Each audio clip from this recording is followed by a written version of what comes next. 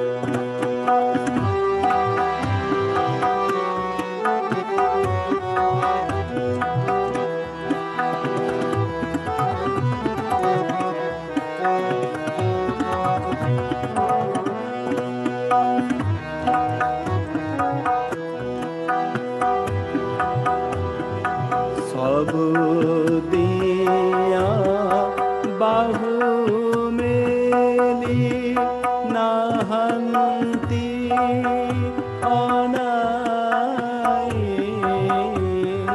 papi tapi ekakari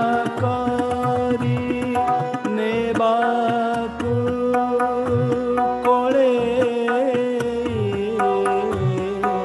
sabu diya bahu meli nahanti anai papi tapi ekakari nebaku kole tuma nama japi he dina jau बीते मोपरी आश्रित तुम कोटि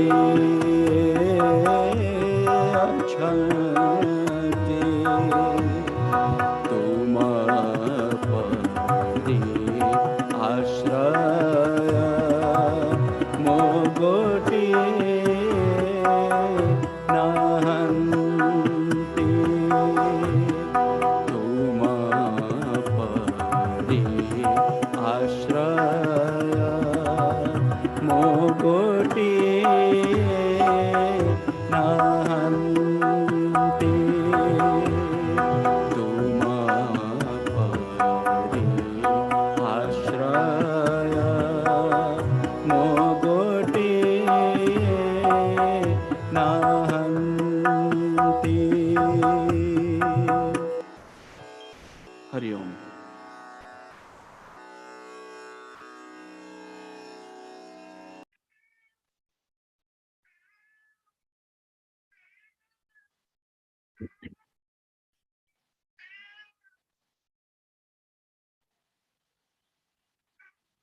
मैंने unmute करिए। और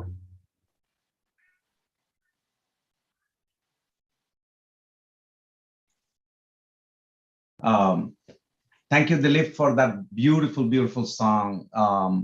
Very meaningful. Swamiji, I see Swamiji here. Pranam, Swamiji. Welcome to the OSA Society of the Americas Spiritual Forum. We are extremely privileged to have you again, have your holy presence again in this forum. I don't think Swamiji needs any introduction to the members of the OSA Society of the Americas. But for the benefits of the newcomers, I'm going to still introduce Swamiji, Swami Sarananandji. Swamiji is currently stationed as the resident Acharya at Chinmaya Mission, Chicago, Badri, since March 1993. He originally comes from Puri, Odisha. Prior to the Chicago location, Swamiji has served Chinmaya Mission centers in Anuggul, Rourkela, and Calcutta in India. He was initiated into sannyas by Pujya Guruji Swami Tejomayanandaji, the past head of Chinmaya Mission worldwide. He conducts yogasana and other spiritual classes during Chinmaya Mission family camps in America and Canada. Swamiji likes to be with children.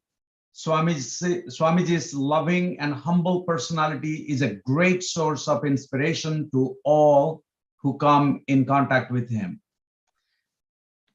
Today's topic is minding our own mind. And it's a beautiful, profound topic that Swamiji is going to talk about today. One of the specialties of Sri Swamiji is that he not only gives us the theory of spirituality, or theory on the spiritual matters, but also he interlaces it with many practical examples for us to have a deeper understanding of these theories and apply them in our lives to make our lives better. So let's listen to, with that. I am going to actually pass the microphone to Manoj, who is going to moderate this session. And before I do that, yet Pranam Swamiji again. Ajnana timirandhasya jnananjana salakaya chakshu unmilitam yena tasmai Shri Gurave Namaha.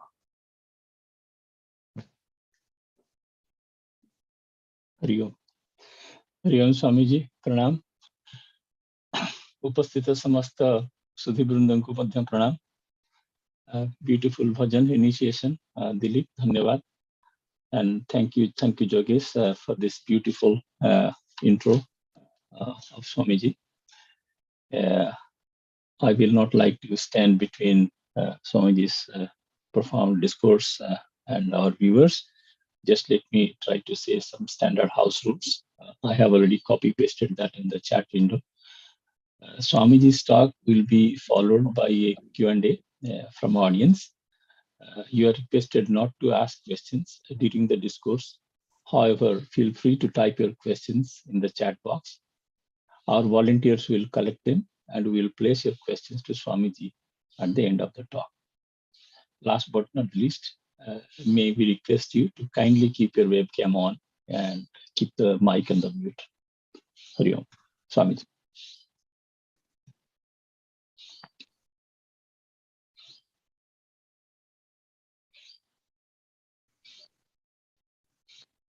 Swamiji on mute करो.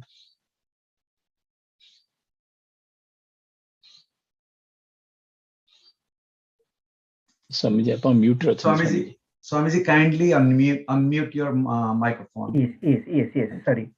But I was telling that I had some COVID. Now I have recovered, but little cough is there. So while talking, if cough comes, don't feel scared that this Swami is coughing. Please.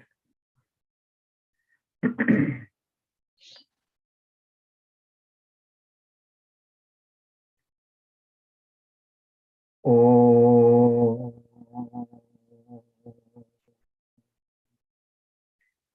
Oh.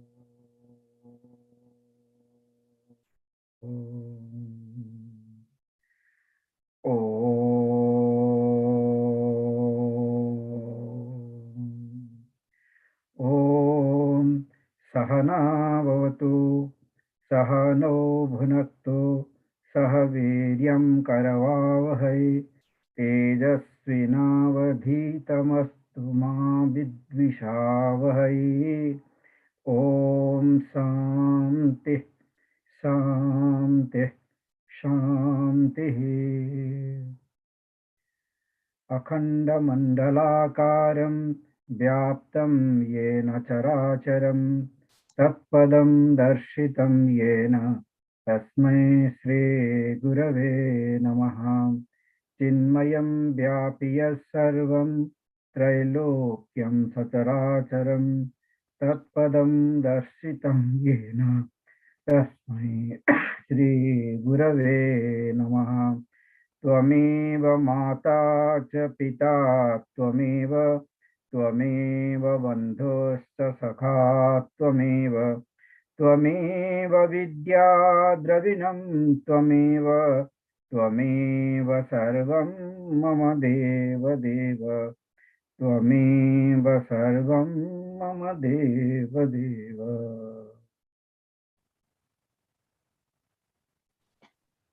Hari Om.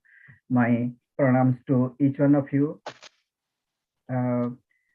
I'm really grateful to each and every person who is on the screen virtually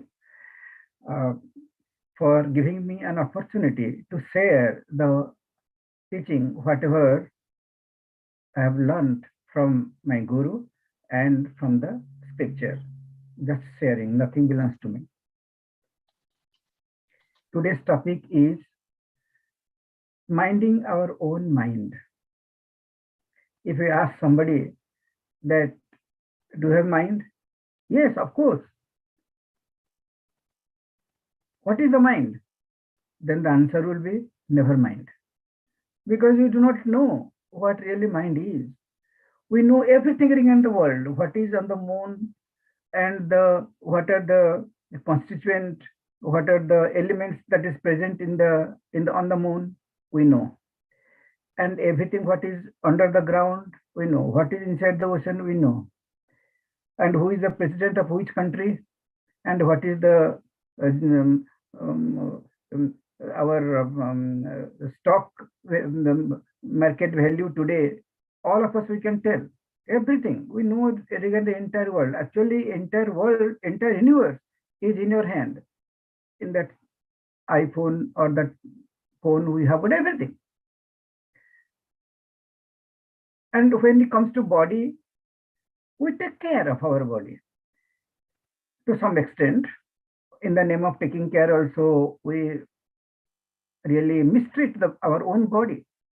Sometimes we'll overeat, or sometimes we'll drink sodas, and then we'll smoke. In the name of taking care, really we harm our body. But anyhow, somebody is there to take care, doctors are there to take care. So somebody can do something. We know all our limbs, different parts of the body we know to some extent, or somebody else knows, and they can help us. But unfortunately, one thing, we stay with that all the time. Body one day we have to leave. But the mind, which is there with us 24/7, when we are in deep sleep, the body is of no use at all. The hands and legs are of no use. It is like a dead body. It is of no use. But the mind is always there, whether we are in the deep sleep, whether we are in the waking state, whether dream state, doesn't matter. Mind is always there with us. But that mind we neglect to some extent, even we deny its existence. Whether is it there? And then we tell it, never mind. When somebody asks us, what is mind? We tell, never mind, because I am not concentrating on the mind. So we have to use the mind in all the activities, whether to write an essay, or to plan something, or to do some discovery, some research. Mind is very much needed. But that mind is neglected to certain extent, where it gives us the feeling that it is our worst enemy. The mind is the greatest gift to us God has given. And so many years of evolution, the mind has come to such a great state, and it is given by God himself to us. We don't create. Mom and dad, they are not creating mind and putting here. And we cannot buy from some store, let me buy this kind of mind. No, it is given to us free. Through that, big discoveries we are doing because of the mind. We are able to do meditate, even we can reach God by this mind. But the same mind always is blame. We find fault with the blame. Do you know the mind? No, I don't know. Then how can you find fault with that mind? If we know something, then we can tell it is bad or good or bad. But we don't know the mind at all. Even we don't try to even know. And then we just categorically just we tell, mind is problematic. It gives problem. That is the way. It is just like telling the dog as mad and then beating it. So we mistreat, because this is a bad entity. This mind is not helpful to us at all. So we don't take care. If we don't take care, that is okay. But we mistreat the mind. Always we blame the mind. We find fault with the mind. We criticize our own mind. If we criticize our own mind, if somebody else criticizes, suppose parents will tell, he doesn't have a good mind. He has lost his mind, or she has lost her mind. That is okay. But if we start blaming our own mind, even God cannot help. God cannot help at all. He will tell, I gave the greatest gift to this individual. Now he's finding fault with that. Okay? All of us, we do that. All of us. In a book called Tattvabodha by Bhagavan Shankaracharya, it is written that how the body is created, how the prana is created, and how the mind is created. And actually, to some extent, we discussed in the first lecture when it was. There it is written in Tattvabodha that mind is created out of the sattvic aspect of each element. There are 5 elements are there. Akasha, Vayu, Jala, Agni, Jala, Prithvi. 5 elements. The sattvic aspect, each element has got 3 parts. Sattvic, Rasic, and Tamasic. From the sattvic part of each element, mind is created. From the Rasic portion of each element, prana is created. That's why activity. Prana is responsible for activity. And from the tamasic part of each element, body and fecal matter, that is created. For the gross part. Now the mind is created out of the sattvic portion. Sattva is responsible for peace and purity. So mind by nature is pure. Like how there is nothing called impure water. Water is always pure. If something is mixed from outside, then it looks impure, but water is not impure. We can remove the impurity, then it is automatically what it is. We need not to make water pure. Water is always pure. Just remove the contaminants. Then it is already pure. We don't have to do anything to the water. In the same way, mind is pure by nature. The first thing we have to appreciate the mind as the greatest gift. See, the body will be sick. This virus, how much it is affecting the body? It cannot do anything to the mind. Mind will always remain pure. Always. We may put that anger, greed, lust, passion, fear, all these things we may try to put. Others may throw at us. They may get angry. But if we don't take that anger inside, our mind will never be affected. But anyhow, mind is never contaminated by all the 6 enemies. They are called Sad-Ripus. Sad-Ripus. Kama, Krodha, Lobha, Moha, Mada, Matsarya. These are the 6 enemies. They are always inside in the mind. They live in the mind. And who have their intruders? We have invited them and we give coffee, lunch, breakfast, lunch, dinner, and we treat them very well. And we tell them, come and stay here. It is just like you must have seen some homeless shelter. They put a piece of paper or something. They will hold on by, and they will stand by the roadside. They will tell, I'm a homeless person, give me some money. They ask people to give. We are doing the same thing here, that instead of asking for money, we are telling, is there anybody to make my mind impure? Here I am available. We invite. We invite. The more the anger, then we justify that one. I get angry. So what? Human beings get angry. Human beings get lusty. Human beings, they feel depressed. So what? In this way, we treat our mind. The purity, but mind is never contaminated. These are all external things. It can be removed. If God has given the mind a mind which is torturing in nature, which is impure, then we can never make it pure. Spiritual practices, scriptures, gurus have no meaning at all because we cannot make the mind pure. But if we think that we can make the mind pure, it is impure and we can make it pure, that understanding is not really true. Mind is pure, but some external things I have added because of ignorance, because of my lack of knowledge. I have added these things, so I can remove. Since I have added, I can remove that. That way, if we treat with the mind, then mind will be very useful.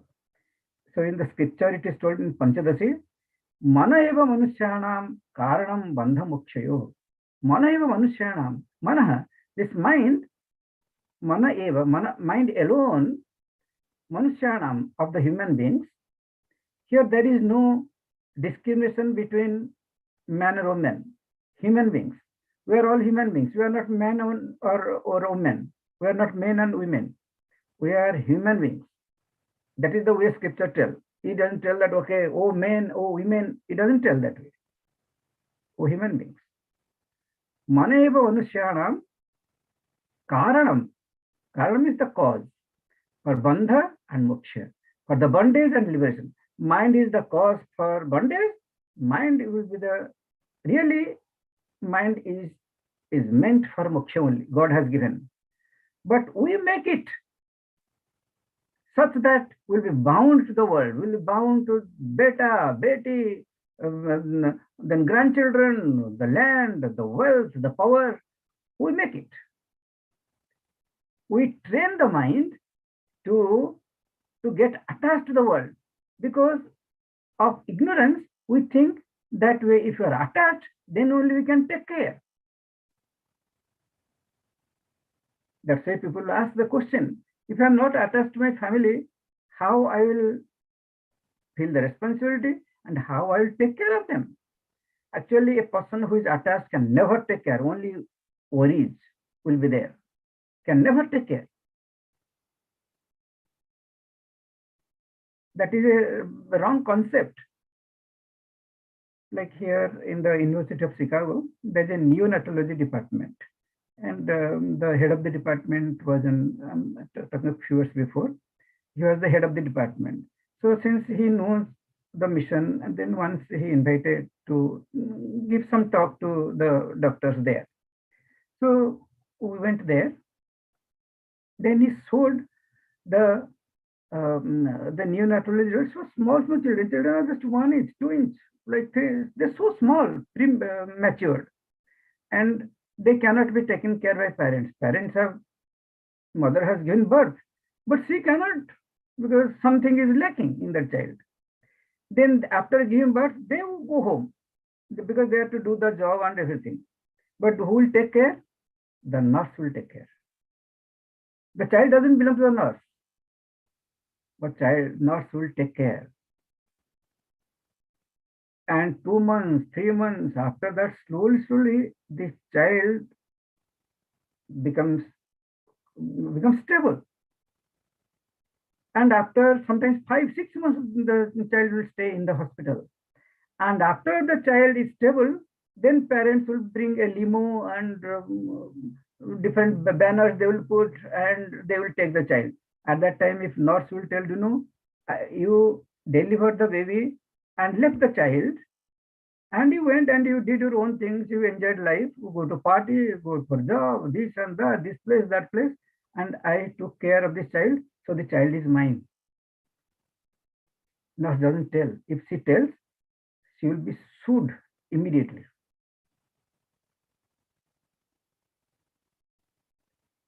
Parents could not take care. They were scared. But who took care? Nurse, because she is not attached. Whenever we are not attached, we can take care. Otherwise, we'll be frightened, we'll be scared, we'll be agitated, we'll be disturbed, we'll be depressed. That's why children, we are not taking care because of attachment. There's so much worries there. What is going to happen? What will happen? We are attached to everybody, to our spouse, to our children. We are using our mind how to get attached. Manasa sivatiti. Through mind, we try to, sivati means stitching. We get attached to somebody. That's why we call it manusya. Manasa sivatiti. All the time we are stitching ourselves with either money, or either with power, or with land or with family members, you are getting attached. That is really the cause for bondage. Now, the mind is to explore the higher possibilities of life, the complete freedom. Now we are using that how to be attached to some little pleasure, little money, and little power. We are using that greatest gift of God for these small things. That's why it looks like the mind is not useful at all. It is creating all kinds of problems. Suppose somebody will pack us in a small box, 2 feet by 2 feet, let us say 8 cubic feet box. Somebody will pack us and will squeeze, and how will feel? Will feel suffocated. But if we are put in open space, we'll feel very relieved.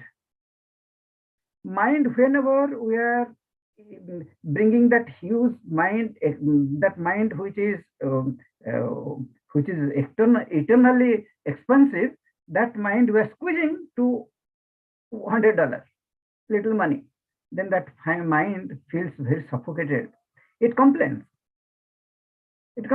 That's why we feel very limited. We feel that I don't have this, I don't have that. We feel finite because we are using everything to be attached to a finite thing. So we feel finite. That finite is a feeling that we create. It is not really we are finite. We are infinite because God is infinite. He is everywhere. There is nobody other than Him. But the feeling of finitude is entirely self-created. The mind is now limited to a finite thing. That's why you feel limited. But if we use things but don't get attached, then there's no problem at all. Then it will be same mind will be the cause for liberation. Now it will help us for liberation. Do everything, but don't be attached to anything, because nothing is ours and nothing will ever be ours. All of us, we belong to God. Nobody belongs to, I may tell that this is my child. I am the owner of the child. I can do anything with the child. The child's destiny is in my hand. I am the maker of the child, but actually not. That is not true at all. God has given the to one person whom we call as mother, how a child will be formed. And whatever ingredients are needed, that man and woman has. And then from that, how will, from a very tiny structure, everything will be from the fetus or the, let us say, zygote, how the hands and legs, everything will be created. Everything is coming from there. We are not, mom is not putting the right hand and dad is not putting the left hand. No. We are not putting the brain inside the child and tell it is my child. No. If that job will be given to us, even to create a one hair also, if it will be told, okay, you are the mom and dad, you are the owner of the child, okay, you put some hair and then tell your child. I don't think anybody can do that. Anybody will have any child. God is giving, God is making everything, and the child will also come out on its own. We are not pulling the child. They will coming out on its own. And after coming out, it will breathe and it will take food on its own accord. Nobody is putting a pump and putting food to the child's throat. Everything is happening, but we tell it is my child. It is daylight robbery. It is stealing. Somebody else's creation, we are trying to take claim over that. It is stealing. Suppose my house is there. Somebody comes and tells that this is my house. Then it is stealing. Actually, in that sense, all of us are only thieves, because somebody else's creation, we claim that it is my creation. and we go to the hospital or something, there they write in a piece of paper, ready my child now. Thank God, God is not putting a lawyer and telling them, what are you telling? He's not taking us to task. If he will take us to task, I don't think that anybody can own anything in this world. Guru Nanak, he had a disciple. His name is Dhanik Lal. And Dhanik Lal, actually true to his name, he earned a lot of wealth. And whenever he will earn 1 million rupees, he will put a flag on his house. Like that, he has put 24 flags. That means 24 million rupees he has. Let's say crore, that will be here. In India, we use crore more. Okay, 24 crores here. But he is looking for 25th crore. He is working really doing, and all in the morning he comes, and night 11 o'clock something, he will not get up at all because he wants that 25 crore, that earning, so that he can put on the flower, on the flag. Then one day, and he was known in that area that he is the greatest miser, what we call as mokichus. Mokichus means a fly, if it falls in the milk, then one will lift that fly and will lick the leg of that fly because mokichus. Even that much of milk also one is not ready to spare. So greedy. Anyhow, this person, he loves really money. How much you may hug money, money will never hug us. If you hug a child, the child will tell us, okay, dad, I love you, or mom, I love you. Occasionally, okay, nowadays we can't even accept that. But anyhow, but if you hug money, you will tell, you know, I love you so much. You will not get any response from the money. It is just one-sided love. It's not a true love, one-sided it is. So Dhanik Lal, he really loved money. Forget other thing. If little coffee he will take, or little here sandwich or something, he doesn't want anything. But money, he cannot live without money. And he's working. Everybody knows that he's the greatest miser on earth. Everybody knows in that area. But there was some kind of love for God in his heart. Some kind of love was there. And he knew that Guru Nanak is a great spiritual master. So there are a lot of respect for Guru Nanak Ji in his mind. One day, he's struggling to make it to 25 crores. And he thought that let me take the blessings of Guru Nanak Ji so that I'll be able to make this 25 crores. Then he went to Guru Nanak Ji. And Guru Nanak Ji knows everything regarding this person. And nothing goes in his mind. From the scripture or the bhajan, nothing goes in his mind. Then Guru Nanak Ji told Dhanik Lal, you are such a nice person. You are earned already 24 million, and everybody knows you that you are the richest person on the earth in this area. Can you do one thing? He gave a small needle to Dhanik Lal. And Dhanik Lal told that, oh, Guru, what I will do this needle? I don't know how to stitch. No, you just keep this one and hand me over in the heaven. Dhanik Lal was very happy that Guru Nanak Ji has given him work, and everybody respects him so much, and he selected only him to take the needle and give him in the heaven. He was very happy. He accepted the needle, and now he is so delighted. He ran to home, and his wife, why is my husband is today so happy? He never would have seen a smile, but he is just he looks so bright and he looks so ecstatic. What happened? Then he asked to Dhanik Lal, today you are so happy. See, when you are sad, nobody will ask. When you are happy, people will ask differently. Why you are so happy? What happened? Because they don't expect that we should be happy. Because you are miserable. Nobody will ask. But if you are happy, why you are happy today? They will ask. Dhanik Lal told her, What? Guru Nanak Ji gave me. Guru Nanak Ji gave you? What did he give you? Now he gave me needle. Then his wife was saying, why Guru Nanak Ji will give me a needle to my husband? Then why you have to start stitching or something, his clothes or something? No. I am to return this needle to Guru Nanak Ji in the heaven. Then his Indian wife, very smart, she understood that there is something has happened. The mind is screwed up. Dhanikla's mind is screwed up. He doesn't understand what Guru Nanak Ji really meant. Then she told, do you know, honey, when you go to heaven, can you take this body there? No. Then how will take the needle? If the body will not go to heaven, anyhow, she knows that he is not going to go to heaven. But suppose by mistake he goes to heaven, can he take the needle? Body will stay here.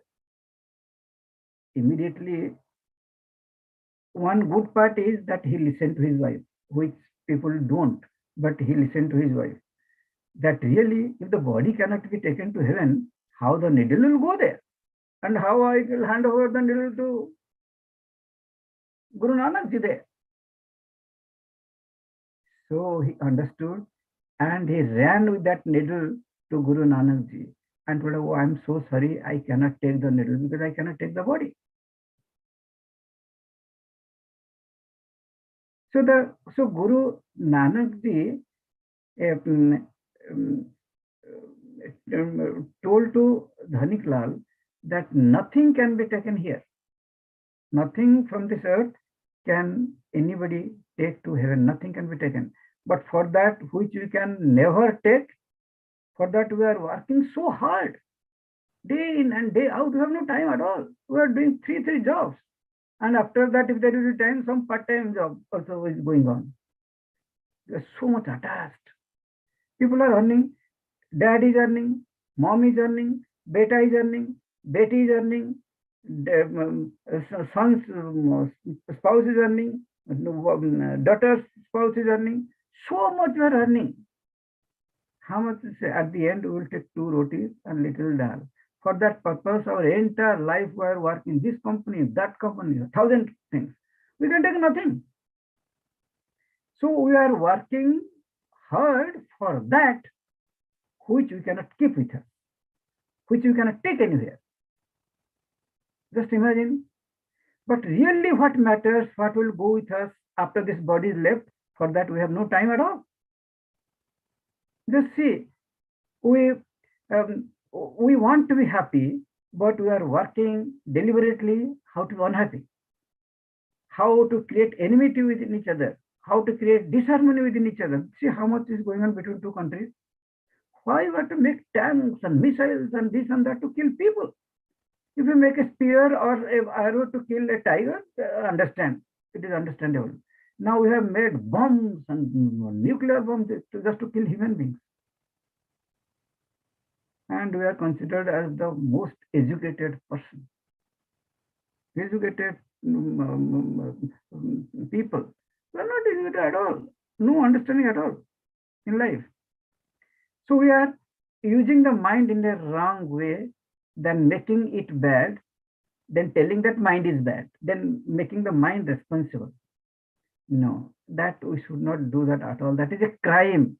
That is a crime. How God has given, if I cannot make it, keep it pure, at least let me not make it dirty. First, understand the importance of the mind, the greatness of the mind, the holiness of the mind, the infinite power of the mind. Then we'll appreciate the mind. We may not be able to use because of our limitation in our understanding. We may not use that mind for God or anything, for the infinite, but at least we can use that mind to live a good life and to make a very comfortable situation for others. I can make that. If I'm not using the mind to reach the highest, that is okay. But at least in the world we can live happily. Why will fight with our spouse? Why will tell all the wrong things at home in front of children? Why we cannot take care of our parents? Why? This mind is not taken, it is put negative things. That's why the parents who have taken care will try to torture them. ओह बेचारा बुढ़ा हुए है, बुढ़ा बैठा है, बुढ़ा इठी बसिछि आमे कहबा ओ पानी मागुछि, बुढ़ा ही पानी मागुछि. In that same person has taken so much of care, day in and day out. How much our mom and dad, they work. At the end, what they get, they have to put in the old age home.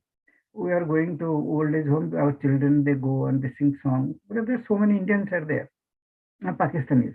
Other people are there, but one wing Indians and Pakistanis, and particularly a lot of ladies, and there. Their sons are doing big jobs. They are earning a lot of money, but there is nobody to take care of these parents. Even the children have no time to come and just see mom or dad, how are you doing in this old age home? But we have got money. All the banks, every bank, I have an account, but there is no place for my parents in my own home. I have trained my mind. They are my number one enemy. The only mistake they have done, that they are given birth to me. That is the only mistake they have done. Okay. See how for the child is born and somebody took care few years before, I don't care. But the mind is helping us all the time. So now let us come how to take care of that mind so that that mind will be always useful to us. First thing, stop blaming the mind. Appreciate. What we have, if we appreciate, then we'll use them properly. Okay, first, we have to know the benefit of having a mind. Then we can use the mind for good purposes. Second thing, the mind, in the Tattva that is told, the mind is nothing but made of thoughts. What kind of thoughts? Sankalpa, Vikalpatmakam, Mana. Sankalpa and Vikalpa. Sankalpa means the thoughts which are of this type, let me do it. That is called Sankalpa. Puja time we do Sankalpa. That I am doing puja for this purpose. Sankalpa. Vikalpa is exactly the opposite. Why shall I do it? The questioning. In the beginning, I told it I will do it. When the time came to do, at that time I am telling, why shall I do? It is just like on the New Year's Day, we promise before that today morning, on New Year's Day, I'll start at 4 a.m. I will get up at 4 o'clock. That's the promise. Then alarm clock was purchased. Then the wife and children, they purchased a treadmill because some exercise, he's putting on weight all sides. Okay, he has become like a ball kind of thing now. So wife out of concern, children out of concern, they wanted him to do some exercise so that he will get about 4 o'clock. Alarm clock was purchased, treadmill was taken, and it was put on his side of the bed. Okay, so that he did not have to spend time to go to the basement and do exercise. Everything is set, and 4 o'clock alarm started ringing. And then I saw that wife is snoring, children are there happily sleeping, and why I am to get up and do exercise? So he turned off the alarm. But after some time again it started making noise. But he didn't get up at all. He didn't do exercise. New Year resolution is gone. New Year day is gone. Then next year, one more year, he has to wait to start again. See how we are, we promise to do something, but when the time comes to do, at that time, we ask questions, is there anybody who is trying to make the mind pure? Who has the pure mind? Who has a good mind? And whatever I have, that is enough. In this way, we don't do anything. we propose and we dispose. Let me get up, and when the time comes, why shall I get up? Okay, let me do a little prayer. Okay, I'll do a prayer. Why shall I do the prayer? Is anybody doing the prayer? In this manner, propose and dispose. Let me do it. Why shall I do it? When the thoughts are of this type, it is called mind. Sankalpa vikalpatmakam. That means sankalpa means let me do it. Vikalpa is why shall I do it? It is like negation. Children, they play that tug of war. There will be a rope and both the sides, some children will be pulling on this side, A team, B team, they will be pulling the rope. In the middle, there will be a handkerchief. If the handkerchief crosses that line, then in which direction the rope is pulled, they are the winner. That is the way it is told. Now, same thing is happening within ourselves. The thoughts are, they're mutually opposing thoughts. One thought is telling, let me do it. Let me tell the truth. Let me love my parents. And another thought is telling, what is the point in what they have done for me? Why I will take care of them? Another thought. So one thought is proposing and the other thought is disposing. So these are called mutually opposing thoughts. So the mind is made of these kind of thoughts. Now I have made that way. Now I have made the mind as proposing, as supporting and not supporting. These kind of thoughts I have made. I want to do this work. Then I tell, why shall I do it? Nobody is doing. In this manner, this mind is created. All the thoughts are support. They contradict each other. They oppose each other. They neutralize each other. So as a result, there is no movement. If the two teams who are pulling the rope, if they have the same strength, then the rope will, that handkerchief will not move anywhere. There will no progress at all. And same thing is happening to us. In the life we feel, though we earn, we have house, we have car, we have got everything. But if it is asked that did you achieve anything in life? Nothing, emptiness. Because all the time we are using this mind to achieve something in the world. So we'll never feel that we have achieved anything. Always we are empty. But if the mind is made to buddhi, manas is made to buddhi, then we'll not have this kind of problem. Buddhi is nischayatmika buddhi. When thoughts are opposing each other, then we call those thoughts as mind. When thoughts are supporting each other, that means all the thoughts are flowing in the same direction. In case of mind, thoughts are flowing in the opposite direction, so they neutralize. But in case of buddhi, thoughts are flowing in the same direction. Then it is buddhi. That buddhi is very powerful because all the thoughts are supporting each other.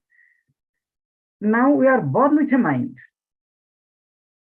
Same thoughts are called mind at one time, and same thoughts are called buddhi at another time. If the thoughts are flowing in the same direction, we call it buddhi.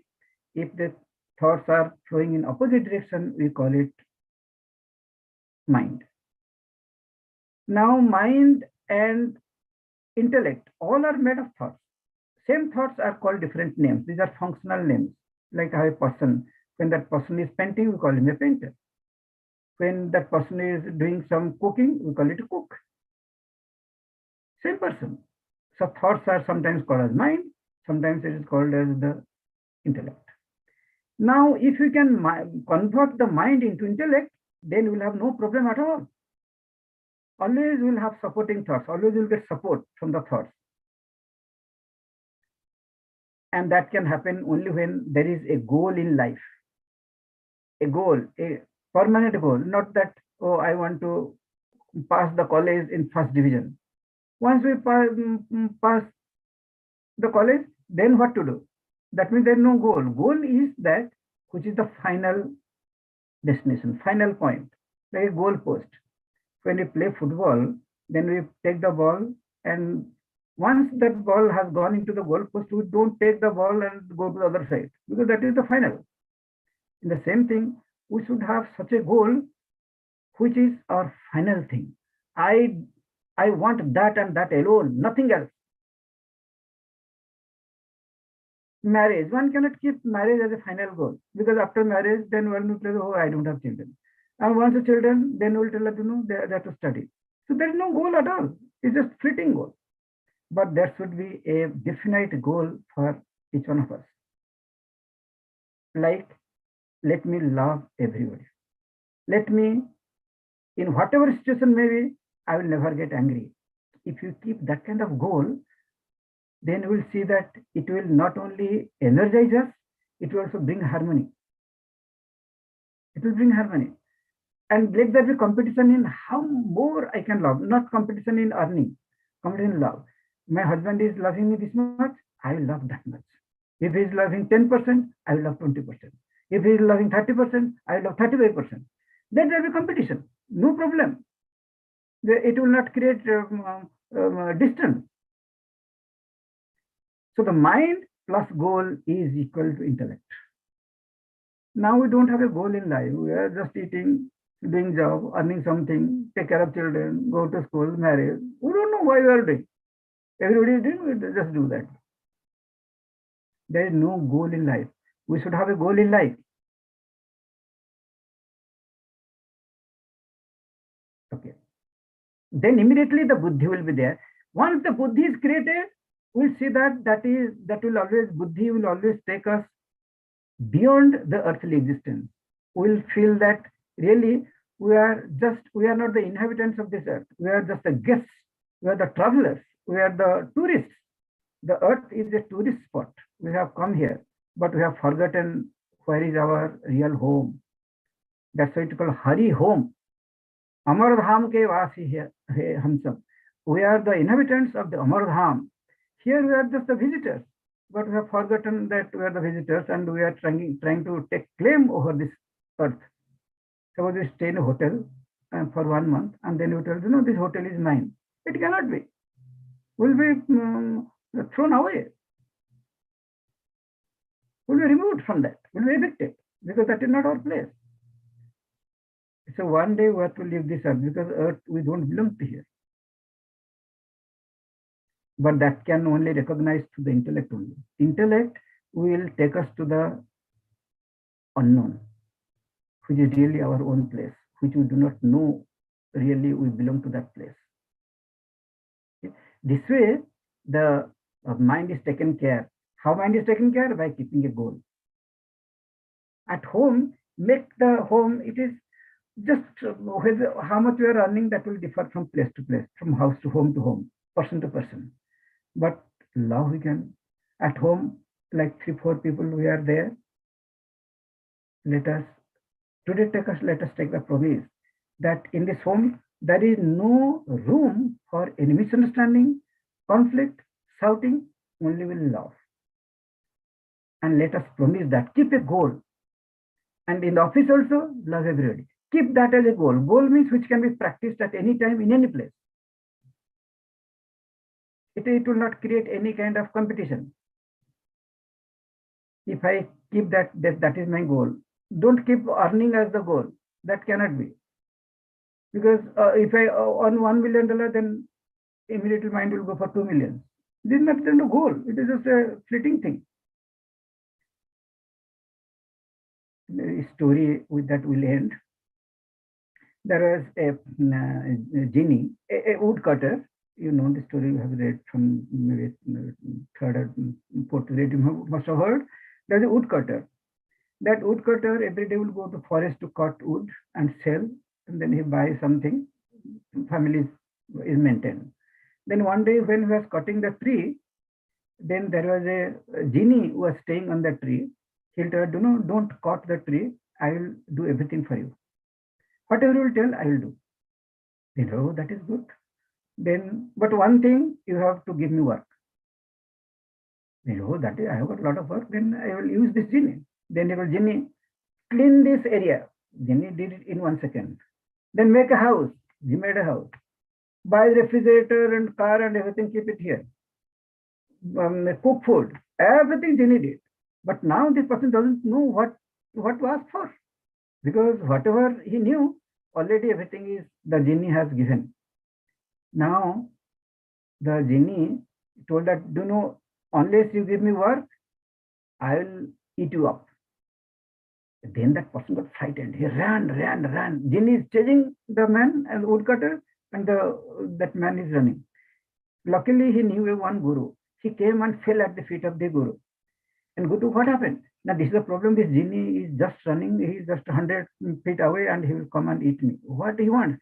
Now, he wants some work. I don't know what work to give. Now, okay, don't worry. Tell the genie to dig a hole. After that, he will do in half a second.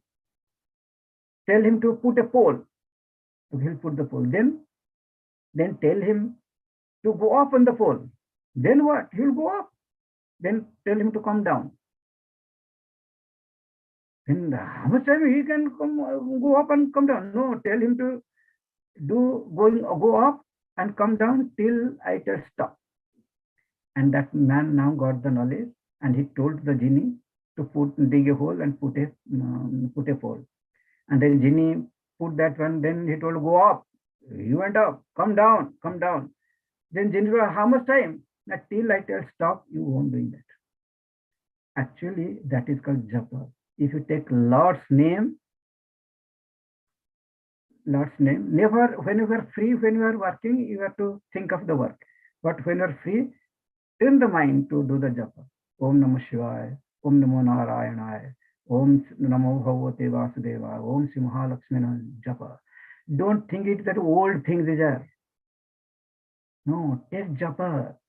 I know a person who is a very great, he has read a lot of scriptures, he gives lecture a lot, and he had heart problem. He was admitted in the hospital, and now he cannot give lecture. He was telling that I feel so bored here. If I would have learned how to do japa, it would help me so much. I just read book and give lectures.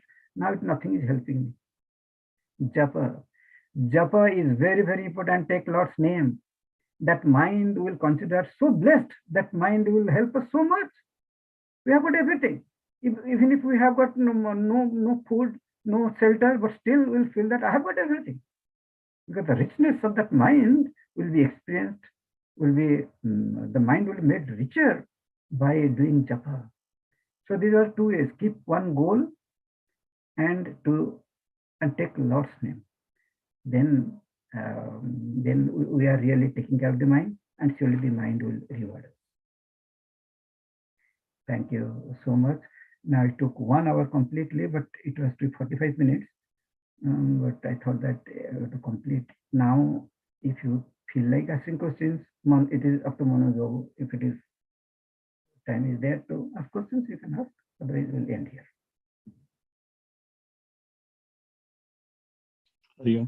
Dhanyavad Swamiji. Beautiful talk. Definitely, I am seeing questions already coming on the chat box. We'll definitely ask them to you. But before that, I really want to thank you. In spite of you recovering from COVID, you have come here and agreed to give a talk. That is such a beautiful thought in your mind, Swamiji, and we are so grateful for that. And what a nice way to conclude this talk by giving the 2-point solution to keep our mind in a pure sattvika state as it is created by the Lord. One is to keep a goal in life, and second is to do japa. And it is beautifully told by you, Swamiji, that mind is like a genie which can do marvels for us in our lives. And and if it doesn't have anything meaningful to do, it will probably try to become very detrimental, and we should do japa so that the mind is at rest and it continues to do beautiful things for all of us human beings. That's such a beautiful thought, Swamiji.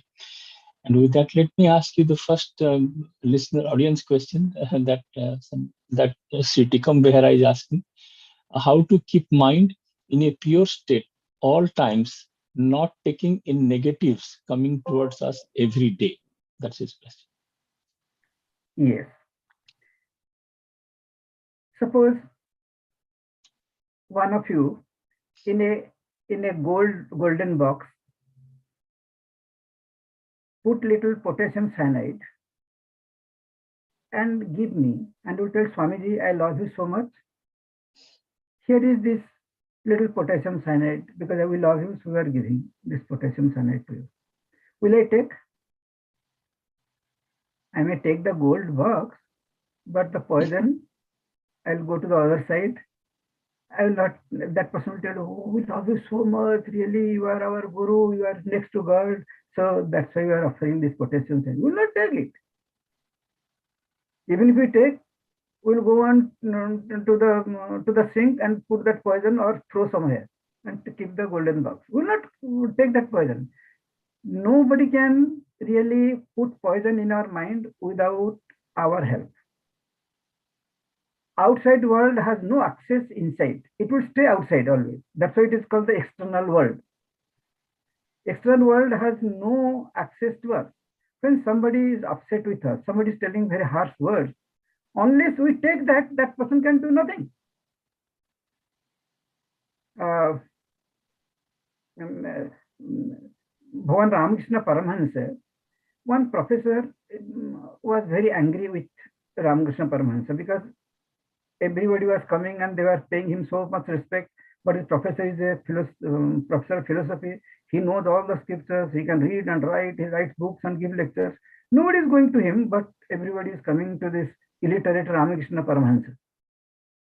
So he was angry that he doesn't know anything. He cannot even write his name. And he does some pujas in the Kali Mandir, and everybody thinks that he is a God man. So he was angry. So one day he came and he just abused Ramakrishna Paramahansa. Ramakrishna Paramahansa was not telling anything. He was just smiling. How his face was before, he was just smiling.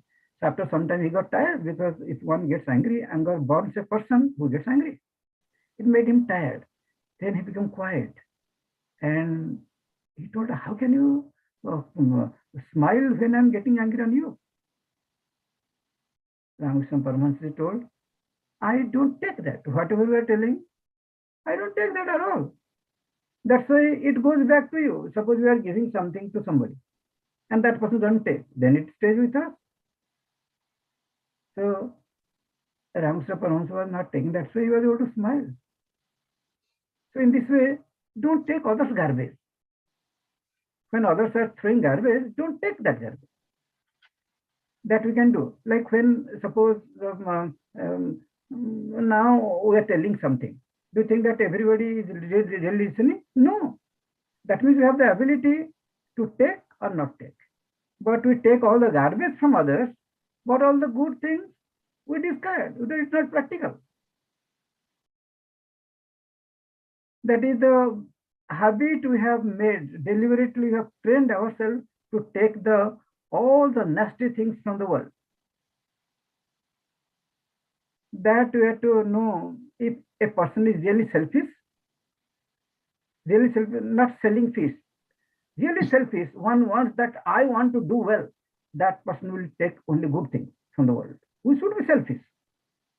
We should not be like a dumb. We should be selfish. A selfish person will never do anything which will harm himself or herself. But neither we are selfish or selfless. I don't know what kind of in a different category we are in. No, always think that no, today I'll learn 2 good things or 1 good thing. Next day I'll learn 1 good thing and I'll practice that. Every day practice one good thing or 1 week. This week is for love. We'll love everybody. Even if everybody gets angry and upset, they tell her thing, no, this week is for love. Some kind of determination should be there. Like how we are planning. Tomorrow we'll make idli. Day after tomorrow we'll make rice with some palav we'll make. How we are planning that same way. On its own it will not, because we have made it so nasty, this mind, it looks like it is irreparable. It looks like that. But no, it can change in no time. Only one determination is needed. I want to be loving. That's all. Or I want to be happy. I want to be caring. I want to smile. I was smiling so much. Why that smile has dried out? I want to smile. Even if it is smile is not coming, stand in front of the mirror and smile. Who is saying no? Or put a lipstick, little lipstick and smile. But we can train ourselves. This is good thing. It is depending on us. We want. If we want, we can do it. And then, of course, I have told the japa and keeping a. If you are thinking of whatever we'll think of, mind will take the shape of that. If we are thinking of inert objects, mind will be inert. It will be harsh. It cannot accommodate another person. Will be extremely limited. But if you think of purity, if you meditate on purity, what we mean by pure? Let us imagine. Then keep the thoughts in that imagination. Then automatically mind will be pure. What you think? Mind will be, because mind has no shape and size. Like how the water, it has no particular shape. If you put in a jar, it will take the shape of the jar. If you put a glass, it will take the shape of the glass. But if the glass is broken, the pitcher is broken, then it doesn't have any shape at all. The thoughts also have no shape, no size. So if we meditate on purity, that is God, then automatically mind will be pure. If we think of the worldly things which are limited, which are always changing, and which never remains the same, then it will be impure. It will feel like impure, but it will never be impure at all. Yes. Thank you, Swamiji. So the key that you gave away is, if we know that they are negative things and they are coming towards us, why should we accept them? At least we should be selfish enough not to hurt ourselves. If you know something negative, do not accept, reject it. Yes. If we cannot give positive things to others, that is okay. But we should not put negative things in our mind. Why will make our mind a garbage? Yes. Swamiji, I have a question. This is from the 2-point solution that you gave. We could have a goal in life, which is very nice. Oftentimes when I ask my friends, even I sometimes ask myself, what's the goal in life? And oftentimes the answer comes, the goal in life is to be happy. Once again, to be happy is something I have found, and many of my friends also, we are finding it as a fleeting goal, as a moving target. Like, suppose I think I have a 2-bedroom house, I'll be happy. Then once I have the 2-bedroom house, I think I should have a 4-bedroom house, I'll be happy. So this being happy is basically becoming a moving target. And you already mentioned that the goal in life should be a permanent goal, non-changing, not a moving target. So how can someone create a moving target in life, a non-moving target in life, to be happy? So that's it. Okay.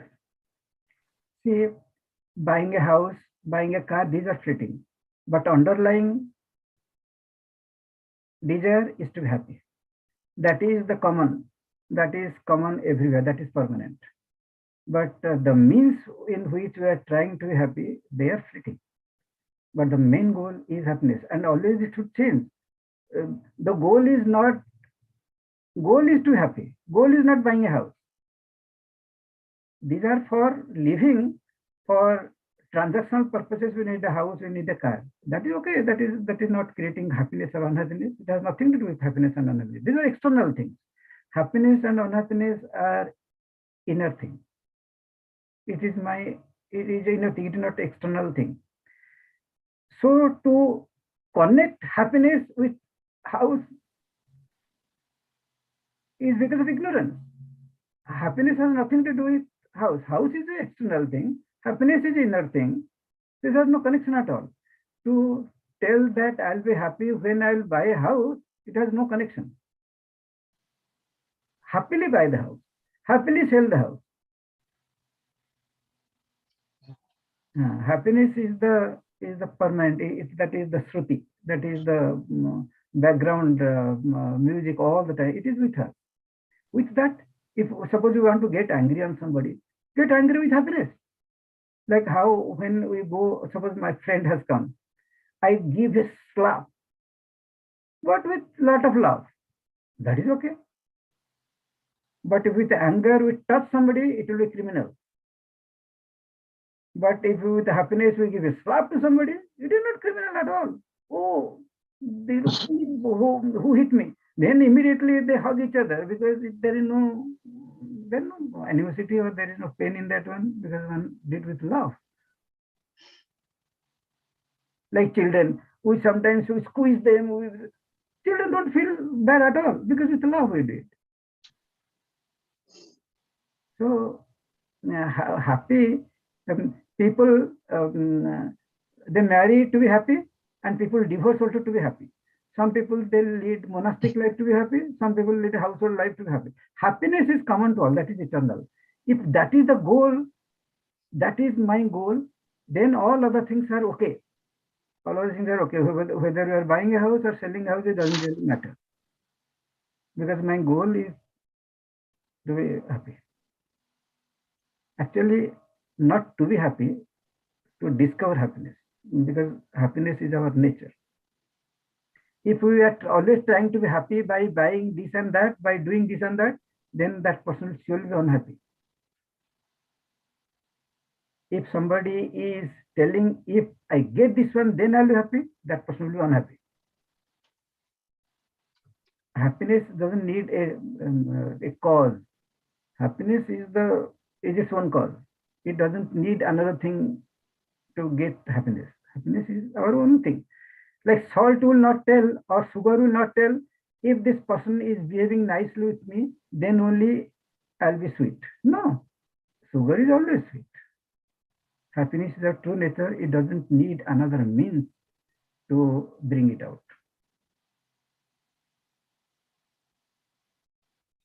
So it is permanent goal. Very well said, Swamiji. Yes, this is definitely a confusion in always in our mind. Like happiness is the cause or the effect, and happiness, we think happiness is the effect which is caused by some material acquisitions, but it should be the other way around. Right. Happiness should be the effect inside us and should not depend upon any cause, like it is not buying a house. It is not dependent, and it will not depend also. To practice to make it independent of any of these things. Yes, exactly. Beautifully said, Swami. Thank you so much. I have one more question also, Swami. You gave this definition of Manushya. Manasha Sibati iti Manushya. Manako sadala attach kuru. Sivana means like a stitching machine. Stitching machine. Stitching machine. So through mind, we are stitching with everybody. So if that is the definition of Manushya, then how can we remain really detached? That means we are always getting attached. That is by definition. That's why we are not Manushya. We are really Re Atman Nidra Parihar. We are really the Atman, we are the self. Mano Buddhya Hamkara Chitta Ninaham. I am not all those things. Okay, I am that pure Atman. I am not a Manushya. Manushya is it is a designation that is accepted. Really, we are.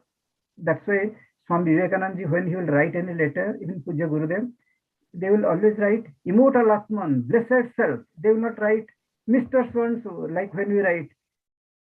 Either we write in terms of relationship, my dear brother, or honey, but they will write always blessed self, immortal Atman. We are really that. So Manushya, we are thinking, we have become Manushya, we have made ourselves limited by thinking only. Then in that also Manushya, then we have made men and women. Okay. Again, men also, that I am miserable, I am not miserable. I am a poor, I am rich. So many division. We are just cutting ourselves every moment, making ourselves pieces.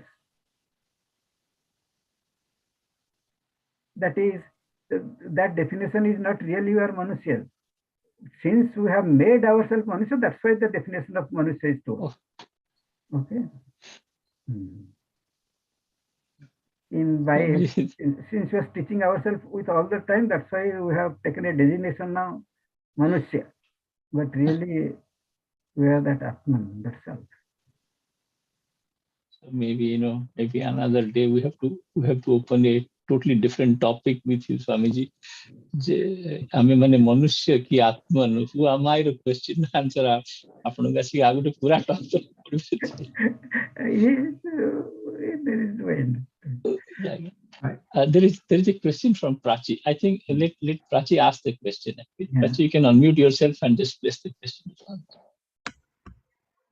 Pranam Swamiji.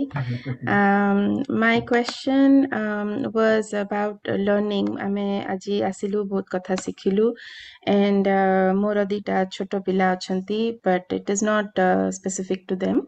But amara learning about the mind, learning about things spiritual.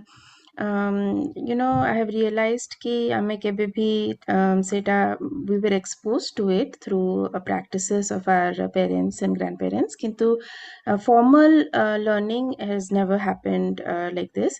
It is reserved for a very few who choose a path of spirituality, not just in Hinduism but any other religion. It is reserved for them. And in general, we learn about how to be successful in life, how to become a person who can earn money, who can lead a successful life in society. And learning about the mind, usually for most of us, it comes much later in life, when we have already formed habits that are not necessarily the best practices for our mind. It comes much later and we realize, oh, we should have paid more attention to this. So for young kids and for young persons in general, how do we incorporate this learning into our everyday learning, when the capacity for learning is most? How do we incorporate this learning to take care of our mind, to pay attention to our habits, to stop and pay attention to how we are connected to everybody else? How do we incorporate this in general society? Yeah. First of all, we should know that it is needed. The supply will be as per the demand. If, like, as mom and dad, we decided that we should lead before becoming mom and dad, as husband and wife, we wanted a happy married life, isn't it, everybody? It is not only for child. It is that as a couple, I want to be happy couple. Okay. Then we want children, happy family too. So it is there. But that happiness, we are just telling, but really, we don't really mean that. Really, I want to be happy. That is the most important thing for me. Then all other things will fall in place. Then we'll tell you, what should we do? To make somebody happy, we don't have to do anything. To make somebody miserable, we have to do something. Don't do that. To make somebody feel miserable, if we are to do something I'm contributing, let me not contribute to that. Then that person may be happy or unhappy. That is now depending on that person. So at home, we should create a very happy, as mom and dad, lot of responsibility, that we will not allow anything which is unhappiness here. We will not talk even that language at all. If you are unhappy, it is created because of ignorance. I'll go to the puja room. I will not distribute that unhappiness to anyone. Create that atmosphere. In this house, write big banners. There is no room for unhappiness or anger in this home. Right? We will chant that mantra.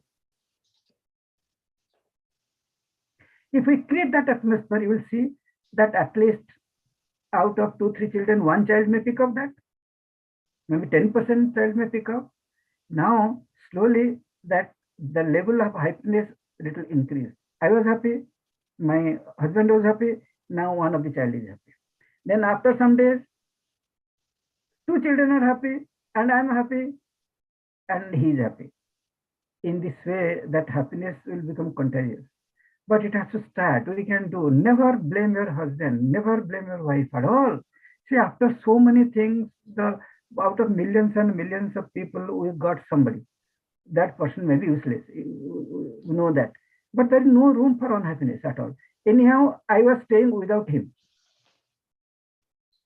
And now he has come, but a useless one has come to my life. But at least it is better than nothing. Previously there was nothing, now also it is nothing. Why would depend on him anyhow? But I cannot sacrifice my happiness.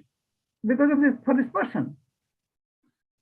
Then everything will fall in place, everything, because happiness is like the center, it's like the axle around which that wheel is revolving.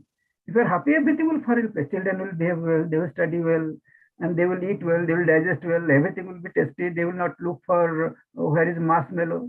They will not look for those things. It will be a happy family. It will be like a disease. It will spread, but it's a good disease. It can be done. It is depending on our determination. I cannot be unhappy at all. If you want to be miserable, how can I do? I cannot be. Refuse. Then everybody will be happy. Because it needs support. To be unhappy, somebody has to tell, oh, okay, do you know God has caused you? I don't know why this has happened to you. Somebody support is, if there is no support for unhappiness, nobody would want to remain in that unhappiness. There a lot of support is there in this world for unhappiness. We bring other support to make it look like a real one. So it is all foolishness. It looks like Akshara has a question. Okay, he'll ask. Okay. Hello, Swamiji Pranam. I know about you. I have friends in Chicago, so I have not met you in person, but I know much, about you actually. Thank you for joining the program today, and I am one of the office bearers of OSA. We are delighted to have your presence. So my question is a kind of generic question. I mean, we all know, most people know that most of the troubles come from our mind. In other words, negative thoughts. No, coming from outside, not mind. Coming from outside, we put right. I mean, internally in our mind, within our mind, we are not able to handle it. Right. So the question is from the mind, not coming from the mind. Okay. Discussing from the beginning, we are discussing that it is not coming from inside, it comes from outside. Putting inside, then it looks like it comes from inside. Right. So the question is, we are not able to handle. The mind is not able to handle it. Right. So my question is, how do we control the mind? We all know that we should not take negatives, and we should not be reacting to negative things. We should all have positive things. These are all knowledge. But what is the practice in our daily life we need to do to have a better control of the mind, so that we don't get disturbed in external things, basically. Yeah, just now we discussed that if somebody is giving poison, that ability is there with everybody, that I don't want to take the poison. I will not take the poison. Okay. So when somebody is getting angry, throwing garbage on me, if I'm sitting in a garbage can, what people will put? Suppose I'm sitting in a garbage can, and I want people to put garlands and the jasmines and marigold. They will not put, because I'm sitting in the garbage can. So everybody will put garbage only. That when I'm telling that mind is, that was the main discussion, that mind is always pure. Anything, the mind is, if anything else is felt in the mind, that means our ego is adding those things which are not needed. Those things we are putting in the mind, and then giving a feeling that it is coming from the mind, but refuse to take. At least whatever is there inside, that is okay. But at least from now onwards, let us not take all the garbage from outside. Let us stop. Even if somebody is getting angry and upset, take a smile or give to God. Oh God, I'm not able to handle this anger. Somebody is getting angry on me. Please help me. Let me not take this anger and pollute my mind. Because that mind is for you. You are to reside there, not this anger. Little thought-wise, we don't have to physically, we don't have to do anything. But thinking-wise, we have to come to this understanding that this mind is a place for God to stay, not this anger and lust and passion and fear.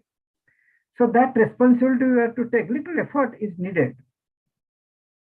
Who are smoking, they will feel that, smoking is, I cannot get rid of smoking. The person will ask how I will get rid of the smoking. Just throw the cigarette, that's all. Now, how to throw the cigarette? as if the cigarette is holding me. One person is holding a tree and hanging there, and he's telling, save me, save me, save me, this tree is holding me.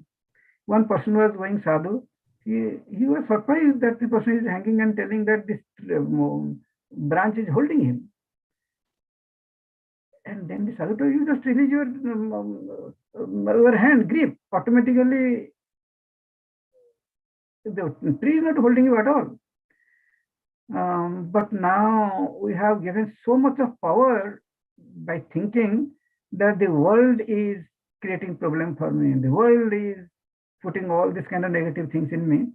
So that's why we are trying to change the world, but it will always fail because it is never coming from outside at all. It is never coming, it can never come from outside at all to our mind. We are allowing it. That's why it looks like that, like a thief. We are keeping the thief always away by closing the door and keep a security alarm. So thieves cannot enter. They are there. They cannot enter. But when it comes to mind, the gate is always open. Anybody can come. But by doing japa, this tendency will go away. By doing japa. That's the best way. I cannot do, but Lord will take care. Hanumanji's gada will hit all these 6 enemies. Swamiji, Swamiji Pranam, I have a question. In this context, in the same context, Arjuna actually asked in the 3rd chapter, Athakena prayukto yang papang charati purushaha anicharnapi varsneya baladivan yojit, even if I don't want to. So my question is more directed toward your beautiful example of potassium cyanide in a golden box. If it comes, it is that there are a couple things taking place. You are recognizing it is potassium cyanide. And you have the will to say no to potassium cyanide, which might give you 1 second high before destroys you. I'm just kind of making it up a little bit there. So then, the Lord says in that response to Arjuna, Kama esha krodho esha rajo guna samudbhava mahasana mahapapma vidyenang iha vairinam. But then in 2nd chapter, he says that krodhat bhavati sammohat smriti vibrama. Smriti bhransat buddhinasat pranasyati. So my question to you, sir, is how do we retain that memory, so that the smriti does not become bhransa at that time? At that time of recognizing the potassium cyanide, it is you're recognizing, but you also know that it may give you that 10 seconds high that you are looking for because of that unfulfilled desire, so that we can say, no, it's like looking at a big rasgulla and having a bad diabetes or whatever. So attracted to it. And then you just grab it because we momentarily lose that memory of what is wrong from right. How do we in practice implement that? I think that will keep, and that is a good thing that next lecture, if you are inviting me, then we'll keep that as the topic. The topic will be bury the worries. Okay, all right. Like anger or worries, whatever, but mainly we'll tell bury the worries. So next we'll discuss that. And today I think we'll conclude now. Yes, Swamiji, we have definitely reached the end of our time. Thank you so much for coming to this satsang. I'm really so grateful to each one of you that you like whatever useless thing I may tell, and my ahankar just trying to satisfy by telling different things. But I'm so grateful that you allow me to share some ideas that I have learned from our Guru. Sarve bhavantu sukhinah, sarve santu niramayaha, sarve bhadrani paschyantu ma kaschid dukkha bhag bhavet, asato ma sadgamaya, tamaso ma jyotirgamaya, mrityor ma amritam gamaya, Om Purnamadah Purnamidam Purnat Purnamudachyate Purnasya Purnamadaya Purnamevavasishyate. Om Shanti Shanti Shanti. Hari Om Sri Gurubhyo Namaha. Hari Om. But one thing from today onwards, start doing japa. When you are free, when you are busy in cooking and cleaning and going here and there, do things regarding that. But when you are free, don't, at that time, that is the most crucial moment. Our mind worries and remember something from the past. That is the time we get mind get vitiated. Not while working. Working when our mind is busy in working. Do japa. It will help you immensely. We have no problem actually at all. No problem. Swamiji, one real quick. So even if we don't have a mala with us at all times, we can still repeat Lord's name. We'll right? come to those points, Jogesh, in the next class. How to bury the worries. Next class we'll do Next class we'll discuss all that. Okay. Jogita is providing all the points what to discuss. That is all the ingredients for the next class. So I just want to thank all of you, and just a quick reminder for like our standard tradition of offering a guru dakshina to the guru who is basically blessing us with all this heavenly knowledge. And kindly send your contributions to OSA Spiritual Forum at odisasociety.org. And we will definitely send all your contributions together to Chinmay Mission, Padre Chicago Center, which will, which definitely helps the organization. Health organization. And with that, let me request Prachi Behera, Treasurer of Odisha Society of Americas, to propose the vote of thanks for this congregation. Prachi, please. Thank you, Manoj Bhai and OSA Spiritual Team. It organized Korea and to bring Swamiji into our midst today and many times previously and also in the future, hopefully. On behalf of OSIC and OSA Spiritual Team and other members of OSA attendees, ମୁଁ ଆପଣଙ୍କୁ formally thank you ଧନ୍ୟବାଦ ଜଣାଉଛି ସ୍ୱାମୀଜୀ ଆପଣ ଆସିଲେ ବୋଲି ଆଜି ଆଉ this is something that ମୁଁ express କରୁଛି କିନ୍ତୁ ସମସ୍ତେ ତ କହିପାରିବେନି କେତେ ଜଣ already କହିଛନ୍ତି but this is I'm having the privilege of expressing it on behalf of everybody, all the attendees today and ଯୋଉମାନେ futureରେ YouTube video କୁ ଦେଖିବେ ତାଙ୍କ ତରଫରୁ. And we are all on different levels and paths in our spiritual journey. ଆପଣ ଆଜି ଆସିକି ଆମକୁ you gave us a reminder, if not a wake-up call, to take care of our mind. So that is very needed, that is very relevant. Thank you for sharing stories and some methods, some small methods in your talk also to make it relevant and to make it relatable to all of us.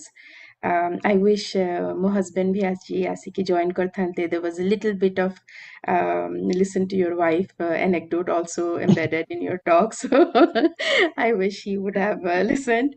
But jokes aside, I take back that we should nurture our mind just as we take care of our body and external relationships. We should realize the full potential of our mind and the connection that it can make to us from the universe, and it can connect us to the divine. We should realize that. In this day and age of distraction, superficial attachments, we hear news about conflict and we hear about feedback from our friends and family and so many other things, and it is so hard to take a break and connect with our mind to everything around us, to nature and to everybody around us. And this has been a good reminder for us to be happy and to filter the good stuff in, even though there is both good and bad and distractions coming at us. Mindfulness is a new trendy concept these days. Kintu amara scriptures, our slokas have always reminded us that mind was recognized since a long time in our scriptures, in our philosophy. It was a recognized concept. It was appreciated, and even some methods prescribed to pay attention to it and to nurture it. for me, this was a good reminder that nothing material can be taken away with us ultimately. Only perhaps the enrichments to the mind will persist in some way, some form. And the ultimate goal, we should always keep in mind that our ultimate goal is how we go to Amar Dham, how we make that journey, and everything else is transitional.